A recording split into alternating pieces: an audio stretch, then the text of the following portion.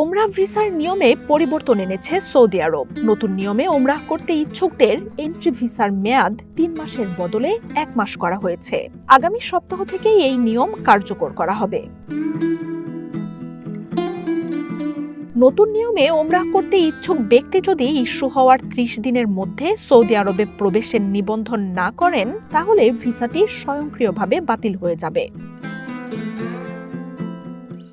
দেশটির হজ ও ওমরাহ মন্ত্রণালয়ের বরাত দিয়ে গণমাধ্যমের খবরে বলা হচ্ছে, সৌদি আরবে ঢোকার পর সেখানে আগের মতোই ৩ মাস পর্যন্ত থাকা যাবে। ওমরাহ প্রক্রিয়া সহজ করতে নতুন এই নিয়ম আনা হয়েছে বলে জানিয়েছে কর্তৃপক্ষ। সৌদি আরবে গরম কমে আসায় ওমরাহ প্রত্যাশীদের ব্যাপক সমাগম ঘটছে।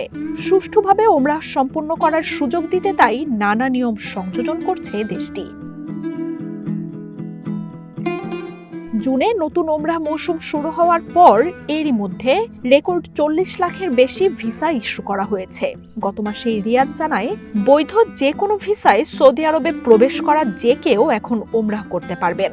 ব্যক্তিগত, পারিবারিক, ভ্রমণ, ট্রানজিট বা চাকরি সহ সব ধরনের ভিসাধারী ব্যক্তিদের ওমরাহ করায় আর কোনো বাধা থাকবে না। মার্জিয়া উপমা, ওয়ান ইন্টারন্যাশনাল ডেস্ক।